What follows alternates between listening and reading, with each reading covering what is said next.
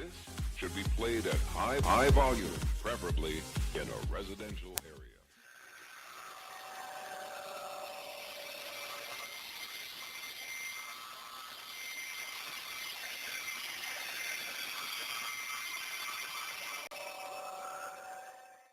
But it's also because of the respect that he has for the Patriots franchise and what Belichick brings to the table collectively, because he's universally recognized as the greatest coach in football today, Max. Where it gets a bit complicated is the Deflategate. Because what we don't bring up enough was Belichick's initial reaction to the deflated footballs. His instant reaction was essentially to throw Tom Brady under the bus. Ask the quarterback, ask Tom Brady about that. What the hell do I know about deflated footballs? A couple of days later, he came back and gave some press conference from a scientific perspective about the pressure of deflated footballs and all of this stuff. But his initial reaction left Tom Brady hanging. And I don't believe that Tom Brady ever forgot about that, because this article alludes to when things change. It alludes to, well, you know what, Tom is not the same that he used to be. He's a self-proclaimed loner. Football and family and loved ones, and that's about it. That's all he had time for. Now he's thinking about life beyond the Patriots and extending his brand and doing other things. Please, he's Tom Brady. He's a 5-time Super Bowl champion, league MVP, arguably the greatest ever. His brand is going to be just fine once his football career is over, especially when you got a supermodel like Giselle for a wife. He's going to be just fine. That cannot be it. Hold on. That can't be it. It has to be the Deflategate situation, and when he was left hanging by Bill Belichick and left to fight on his own. I think this is residue from that. I think that instigated whatever potential demise everyone's alluding to, but I don't believe it's going to be a problem in the end, because Garoppolo is gone. They'll be just fine. This is why even talking about this subject becomes pointless after a while. Because you can either have a rational point of view or a religious point of view about this. Religious meaning you have a premise that you say cannot be disproven. If you can't disprove your hypothesis, that's religion. That's belief in the absence of evidence. It is not science. It is not rational thought.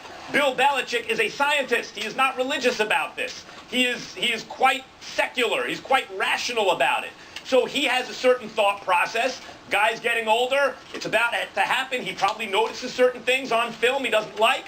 I've seen Brady miss plenty of throws in the last 5 weeks he doesn't normally miss, etc. He still could be clutch in big moments, still win a Super Bowl with him this year as Peyton Manning with 9 touchdowns and 17 interceptions. Rode a great defense to a Super Bowl because he was, a brilliant guy, so he was able to do it even without his arm, even though he had fallen off the cliff. So I understand Brady could still do it this year. Belichick, I'm sure, does too. But he read the writing on the wall. Okay, time to move on, not be sentimental. And Robert Kraft gave in to sentimentality. And the reason I say it's a religious belief in all this stuff, Stephen A., is because the Lakers should have moved on from Kobe Bryant. All the analytics, all the people, Kobe is going to be terrible. You know what Kobe was? Terrible the last couple seasons of his career. The Lakers were terrible as a result of investing all the resources in Kobe. But you can't prove that to people who love Kobe, including you at times. We will argue about it. Look, he scored 60 points in his last game. Derek Jeter at the end. Stop the Yankees from making the playoffs because they bat him at the top of the order because it's Derek Jeter. He was terrible his last season. But you can't get people to accept that. Tom Brady, too. No matter what happens, there will be people who defend a decision. You have to be able to present evidence. You have to, ahead of time, where you say, yes, there could be evidence that proves it was the wrong decision to keep Brady. But for people who support this, you won't be able to do it. When Favre had Rodgers sitting behind him, what did they eventually do? They got rid of Favre, and Rodgers won a Super Bowl. When Montana had Young sitting behind him, what did they do? Joe Montana, the closest parallel to Tom Brady in terms of all the winning and the championships, and yet it was really the coach and the system, and at least as much as Montana. They got rid of Montana, took the Chiefs to a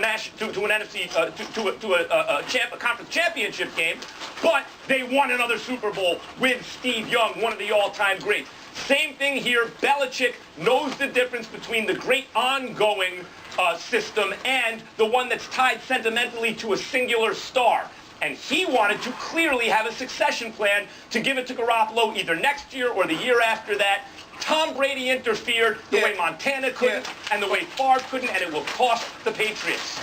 Yeah, but the part that's so damn annoying about you is you act like nobody gets that. We get that, but you make a decision. And the decision that KRAFT and them may be making is that we're interested in the next 2 to 3 years, not the next 10.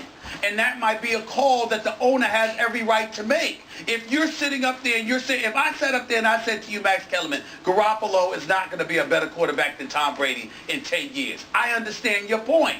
That's not the point. It's the sport of football. And in the sport of football, you're thinking about the here and now. You might be thinking about next year, but you don't have people who are usually thinking 2, 3 years ahead. Why? Perfect. Because the game of football, hold on, I'll let you speak. Hold on. The game is so physical. It's so violent. One play could cost you everything. When you bring up a Kobe Bryant, that was an injury, okay? Remember that. Don't forget that. When you bring up Derek Jeter, that was an injury. Their demise came thereafter. I understand that. Tom Brady just won a Super Bowl. Tom Brady is having an MVP caliber season. If I'm Robert Kraft, I'm saying, excuse me, a guy that delivered not just 5 Super Bowl championships to me, Bill Belichick, but to you as well, because you never won a Super Bowl as a head coach until you made this guy your quarterback. That guy is still balling. And I'm supposed to sit up there with him wanting to play for the next 3, 4, 5 years. And I'm supposed to say, because Max Kellerman and the Max Kellermans of the world proclaim there is dust on that birth certificate. And at age 40, the cliff is going to come quickly.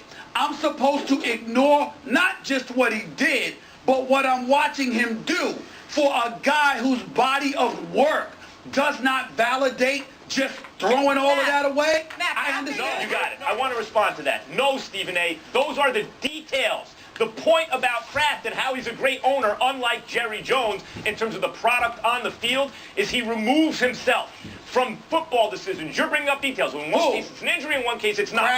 KRAFT?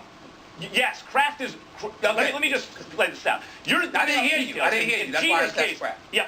Gotcha. In Jeter's case, in Kobe's case, it's an injury. In Brady's case, it's not. KRAFT is looking at this and saying, well, Brady gave us all these Super Bowls. I don't know about Jimmy G's track record, et cetera, et cetera. Stephen A., none of that matters because those are all football details. And where KRAFT has succeeded in a respect that Jerry Jones, for example, has failed, the difference in those franchises these last 2 decades is KRAFT says, see this guy, Bill Belichick, he's the football guy. Everything else is details. He knows football in a way I don't. He's going to make those decisions. And here, at a critical juncture in its history, at a critical juncture, KRAFT said, wait a minute, now I'm bringing football opinion to this. Or if it's business decisions, that's worse because that affects the on-field product now. It's business affecting football. But if it's pure football decisions, that's also bad because he's presuming to know more than Belichick. But that's not accurate, and here's why. Because KRAFT has been on the record commenting about how difficult of a situation the whole Alex Guerrero thing was because he's the guy training Brady and he was training some of the other players. That's a football decision in some respects, but KRAFT was involved with that as well because obviously Belichick and Brady were on opposite sides of the fence in regards to that. But KRAFT acknowledged it was difficult, but it's something that we handled. He clearly sided with Brady. What did it do? It delivered 2 Super Bowl championships in recent memory. You can't ignore that.